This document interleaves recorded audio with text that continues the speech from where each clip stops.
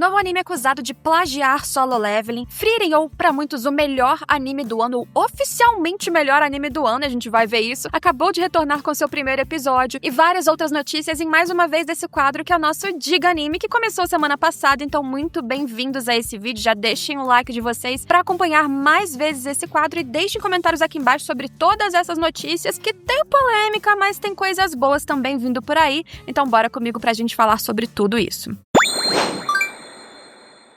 Começando com algumas reclamações muito grandes que surgiram dos fãs de Jujutsu Kaisen durante essa semana. Teve o lançamento do terceiro episódio da terceira temporada, que inclusive estou comentando neste canal todas as quintas, portanto acompanhem a Quinta das Maldições aqui também. Mas esse episódio teve dois tipos de reclamação. Primeiro, que foi um episódio excessivamente parado. Ele basicamente aconteceu no mesmo cenário, da mesma maneira, com um diálogo extenso e muitos organogramas, diagramas e coisas e textos e explicações na tela. E vou dizer pra vocês que, sinceramente, pra mim, isso foi um adendo bom do anime, porque é uma cena que tinha que acontecer. As pessoas reclamaram não apenas que eram textos demais na tela que você literalmente tinha que pausar, senão era impossível de você ler, mas também de ser um episódio lento. Ah, isso parece um filler, eu precisava dessa informação? Sim, infelizmente ou felizmente você precisava dessa informação. A gente tá entrando num novo arco de Jujutsu Kaisen que a gente chamava na época do mangá de o jogo do abate, ou o que eles chamam oficialmente de migração à extinção, e é um jogo com muitas regras, e muitas regras complicadas. E daqui pra frente, muitas informações virão, e não só do que aconteceu nesse episódio. Na verdade, esse episódio, em muitos contextos, é até mais tranquilo. E o que eu acho que, apesar de eu entender toda a questão de ser um episódio mais devagar, as pessoas estarem esperando no início, no retorno de Jujutsu, algo muito explosivo, eu entendo a frustração, mas por que eu acho que foi um adendo bom no anime? Porque a animação, ela conseguiu trazer visualmente, parecia mesmo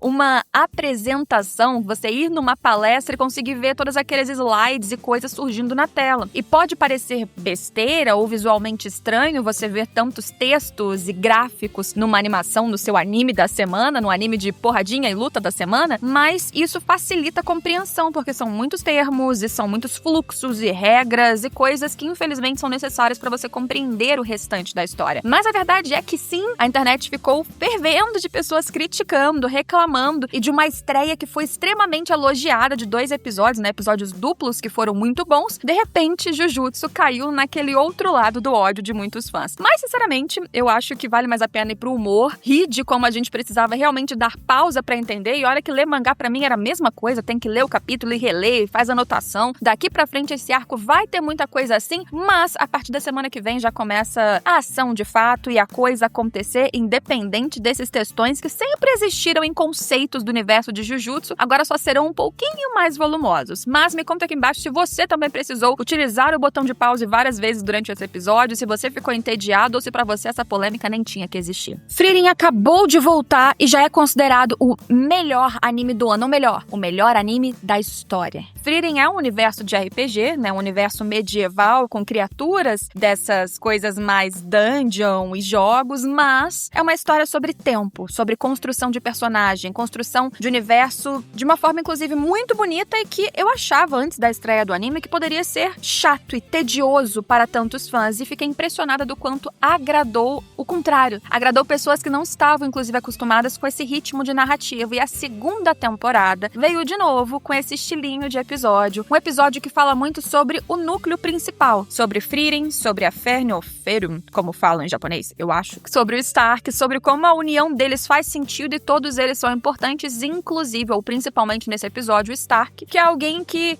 veio de um passado de medo, de ser o covarde da equipe potencialmente, de não acreditar em si mesmo e de não ter magia perto de duas ali muito poderosas. E esse foi o episódio, e eu posso falar disso num vídeo separado, talvez só para apoiadores, enfim, a gente pensa, mas foi um episódio que trouxe como ele foi fundamental num momento em que elas estavam num ambiente que bloqueava completamente a magia delas e, portanto, estavam completamente indefesas. Além da história ser muito bonita e a maneira que eles constroem isso ser realmente intimista o suficiente para você se apegar cada vez mais a esses personagens, o episódio em si trouxe uma melhoria que veio em cima de algo que já era incrível. A gente teve uma animação ainda melhor do que a primeira temporada, uma trilha sonora de novo impecável, utilizada nos momentos corretos, ambientes lindíssimos, enquanto a jornada de Frieren continua e do seu grupo, enquanto eles se dirigem em direção às Terras do Norte. E logo depois da estreia, portanto, Frieren já está aqui no My Anime List como 9.35 de nota com sua segunda temporada, ranqueado como o melhor anime de todos os tempos. Já comentei algumas vezes aqui, quem me segue há mais tempo sabe que eu não sou muito dessas coisas de notas, de ranking, até porque a gente sabe que fãs fervorosamente votam para sim ou para não, né,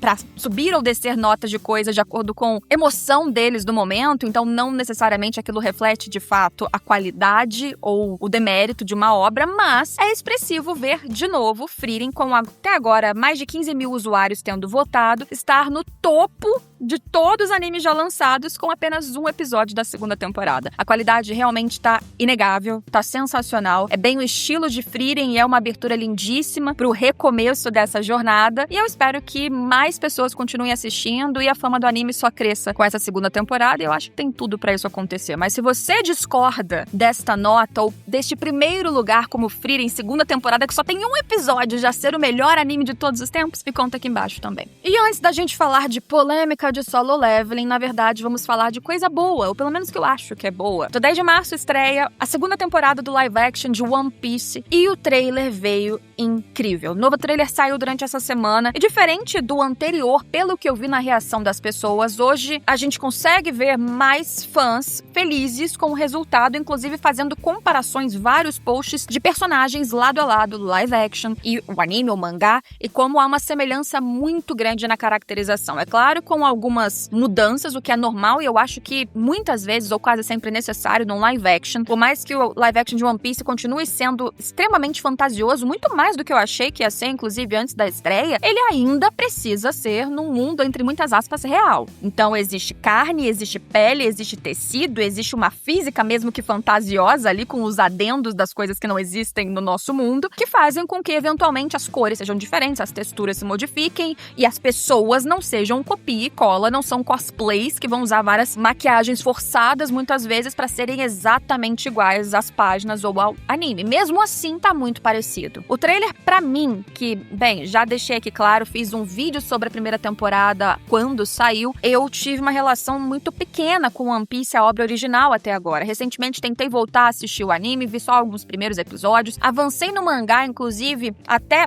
menos do que pelo que eu vi vai ser agora adaptado nessa segunda temporada. A primeira temporada eu já tinha visto tudo da história, agora não, vai ser um mundo novo. E quando eu fui assistir a primeira temporada, eu gostei muito. Realmente foi uma relação de gostar de One Piece que eu não tinha sentido ou não senti até hoje, desculpa, fãs, ainda não aconteceu, com o anime ou mangá. O live action pra mim foi uma porta de entrada incrível, e vendo esse segundo trailer, ou melhor, este novo trailer agora da segunda temporada, me deixa ainda mais animada porque computação gráfica parece ainda melhor, o universo, que parece ser uma jornada rumo a Grand Line, parece que vai envolver mais criaturas, muitos mais personagens. Veio o Nico Robin, que é uma personagem que eu gosto platonicamente desde antes de começar a tentar ler One Piece, e ela tá belíssima, tá incrível. Eu acho, pelo que eu vi dos fãs, que a recepção dela em especial tá muito positiva, e vários outros que eu já vi aqui e ali, ou sei, ou apenas vi referências, que me parecem estar muito bem feitos. Parece que do que a gente saiu do começo, na primeira temporada do live action, agora a coisa vai se expandir, aumentar, ficar ainda mais fantasiosa, grande, perigosa possivelmente, pra todos que a gente tá acompanhando, pro grupo principal.